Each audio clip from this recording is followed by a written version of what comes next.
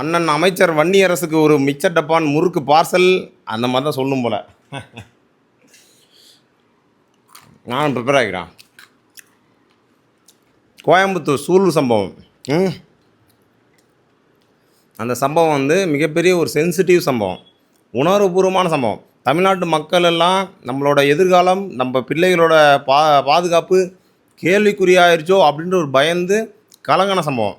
அப்பேற்பட்ட சம்பவத்துக்கு ஒரு ஐபிஎஸ் அதிகாரி 3 பேர் உட்காந்து கக்கப்பன்னு சிரித்த ஒரு பேட்டி.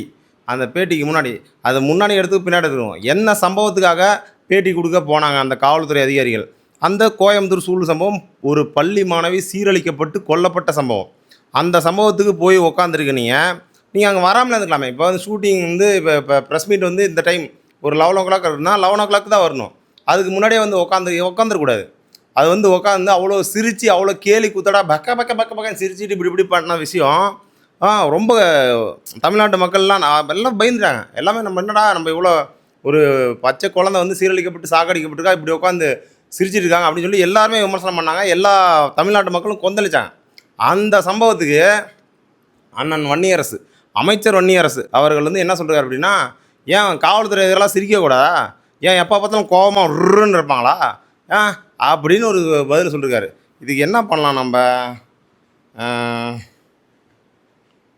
இந்த சிங்கிச்சா அடிப்பாங்களே, சிங்கிச்சான் பச்சை கலரு சிங்கிச்சான், இந்த வேலை தான் இது. என்னது, அதாவது தாழ்த்தப்பட்ட சமூக மக்கள் ஒரு பட்டியலின சமூக மக்கள் வந்து தூய்மை பணியாளர் இஷ்யூ வந்துச்சுல, அப்போவும் நான் வந்து எதிர்த்து குரல் கொடுத்துருந்தேன். திமுக அரசை எதிர்த்து. திமுக அரசை எதுக்காக எதிர்த்து குரல் கொடுத்தேன் அப்படின்னா, திருமாவளவன் அவர்கள், எழுச்சிமிகு தமிழர் திருமாவளவன் அவர்கள் இந்த சமூகத்திற்கு அகைன்ஸ்டாக செயல்படுறாரு. திமுக என்ன சொல்லுதோ அதற்கு ஆதரவாக செயல்படுறாரு, அந்த சமூகத்திற்கு ஆதரவாக இல்லை அப்படின்றத வந்து நான் வெளிப்படையாக வந்து எதிர்த்து குரல் கொடுத்துருந்தேன். என்ன காரணம் அப்படின்னா, தூய்மை பணியாளர்கள் அப்படின்றது வந்து கவர்மெண்ட் வந்து அந்த வேலையை விடுறதுலாம் இல்லை, ப்ரைவேட்டுக்கு மாற்றிட்டாங்க. ப்ரைவேட்டுக்கு மாற்றினப்போ அங்கே சம்பளம் கேள்விக்குறியாகுது. அங்கே வந்து பல பிரச்சனைகள் வந்து அந்த தூய்மை பணியாளருக்கு பிரச்சனை வந்துச்சு. தூய்மை பணியாளர்கள் அந்த மக்களுக்கு வந்து ஆதரவாக நிற்கலை, திருமாவளவன் அவர்கள் ஆதரவாக நிற்கலை. அப்படிங்கிறப்போ எதிர்த்து குரல் கொடுத்துருந்தோம் நம்ம சேனலில். அதே நீங்கள் யோசிச்சு பாருங்கள், நம்ம எந்த கட்சி சார்ந்து இருக்குமோ அந்த கட்சி வந்து என்ன தப்பு பண்ணாலும் அவங்களுக்கு வந்து நம்ம ஆதரவாக குரல் கொடுக்கறது எப்படிப்பட்ட மனநிலை, எப்படிப்பட்ட அரசியல் சூழ்நிலையை வந்து உருவாக்கிவிடும். அதை மக்கள் யோசிச்சு பார்க்கணும். ஏன்னா இங்கே மக்கள் வந்து அதாவது நம்ம கூட இருக்கிறோம் அப்படின்றதுக்காக என்ன பண்ணாலும் தப்பு பண்ணால் அவன் வந்து ஆதரித்து பேசுனான், தலைவன் வந்து சரிடா நம்மளுக்கு தான் இவங்க இருக்காங்களே அப்படின்னு சொல்லிட்டு போயிடுறாங்க.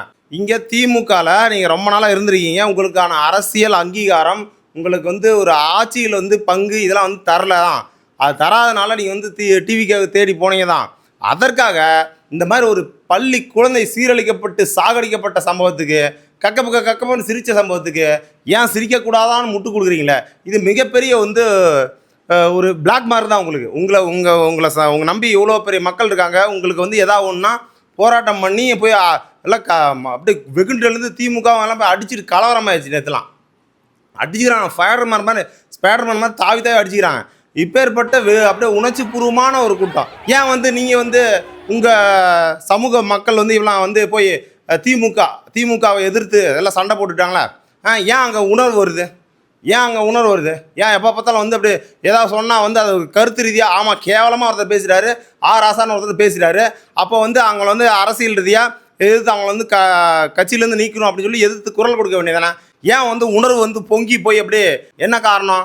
அங்கே உணர்வுன்னு ஒன்று வெளிப்படுதில்ல. அப்போது இந்த உணர்வுக்கு நீங்கள் மதிப்பளிக்கணும். சென்சிட்டிவான ஒரு விஷயம், ஒரு பள்ளி குழந்தை சீரழிக்கப்பட்டு சாகடிக்கப்பட்டிருக்கா, அந்த சாகடிப்புக்கு எதிராக நீங்கள் வந்து பக்கன்னு சிரிச்சு லைவாக போகுது ப்ரெஸ் மீட்டில், அதை வந்து தப்பு அப்படின்னு சொல்கிறது கூட உங்களுக்கு வந்து தைரியம் இல்லை அப்படின்னா, உங்களோட அமைச்சர் பதவிக்கு ஆட்சியில் பங்கு கொடுத்ததுனால நீங்கள் வந்து அமைதியாக இருக்கீங்க அப்படின்னா, உங்களை நம்பி ஓட்டு போட்ட மக்களோட நம்பிக்கை கேள்விக்குறியாகுதுங்க. வன்னியரசு அவர்கள் வந்து அதாவது உங்களுக்கு வந்து வாக்கில் தான் நீங்கள் ஜெயிச்சிருக்கீங்க.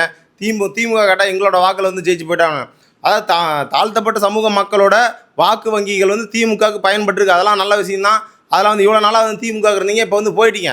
போனதுக்கப்புறம் எதற்காக இப்படி பண்ணுறீங்க?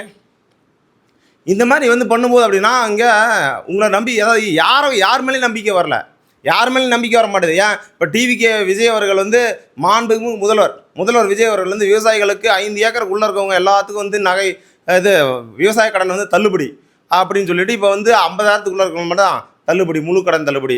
இப்போ டிவிகே மேலேயும் நம்பிக்கை போகுது, டிஎம்கே மேலேயும் ஏடிஎம்கே கூட கூட்டணி வச்சதுனால நம்பிக்கை போகுது.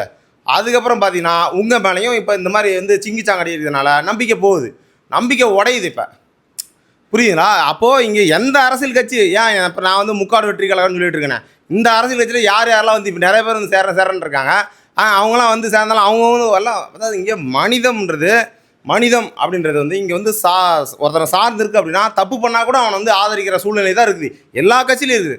அப்போ எல்லா கட்சியிலும் இருக்கப்ப இங்கே வந்து எதற்காக வந்து இங்கே அரசியல் பிழைப்பு நடத்துகிறாங்க?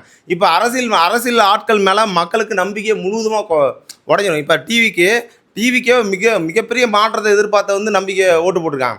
அவங்க கூட போய் சேர்ந்துட்டு அவங்க அங்கே ஒரு பக்கம் டிவிக்கேல வந்து எல்லாம் லஞ்சம் வாங்கிட்டு ஒரு தொகுதியில் அது எலெக்ஷனுக்கு முன்னாடியே அதாவது ஒரு மாற்றத்தை விரும்பி தான் வந்து டிவிக்கு முதல்வர் அவர்கள் கட்சி ஆரம்பித்தார். கட்சி ஆரம்பித்து அதாவது வேட்பாளர்கள்லாம் அந்த தொகுதியில் போய் ஓட்டுக்காக போகலாம், அதுக்கு போகக்கூடாதுன்னு சொல்லிட்டு ஏடிஎம் கேட்டிருந்தோம் டிஎம் கேட்டிருந்தும் காசு வாங்கியிருக்காங்க டிவிகேக்காரன். மாற்றம் இப்படி நினச்சி அதாவது புரியுங்களா? இங்கே நம்பிக்கை கேள்விக்குறியாகுது. எல்லா அரசியல் கட்சி தலைவர்களும் ஒரு இதை சார்ந்துட்டு அப்படின்னா அவங்க தப்பு பண்ணாலும் நான் வந்து ஜிங்கிச்சு அடிப்பேன். இந்த மாற்றம் வந்து மாற்றம் இல்லை, துர்நாற்றம். இது எந்த கட்சியுமே இங்கே மேலே தூக்கி சொல்ல முடியலையே. எல்லா கட்சியிலையும் வந்து மிகப்பெரிய பிழையை வந்து உருவாகி டிவிக்கே விஜய் அவர்கள் அரசியல் கட்சி ஆரம்பிச்சப்புறம் எல்லா கட்சிகளோட உண்மை முகங்களும் வெளிவர ஆரம்பிச்சிச்சு. அது மட்டும் தான் நிதர்சனமான உண்மை. எல்லா கட்சிகளோட உண்மை முகங்களும் வெளியே வருது. இந்த மாற்றம் வந்துச்சு அப்படின்னா தமிழ்நாட்டு மக்கள் உத்தரப்பிரதேசமாகவோ இல்லை வந்து தமிழ்நாட்டு மக்களோட பிள்ளைகளோட பெண்களோட பாதுகாப்பு கேள்விக்குறி ஆகுறது வேறு தவிர்க்கவே முடியாது. இதை பற்றி நீங்கள் என்ன நினைக்கிறீங்க கமெண்ட் பண்ணுங்கள். நம்ம முக்காடு வெற்றி கழகம் அதில் ஜாயின் பண்ணுறது மாதிரி இருந்தால் கமெண்ட் பண்ணுங்கள். ஓகே, நன்றி, வணக்கம்.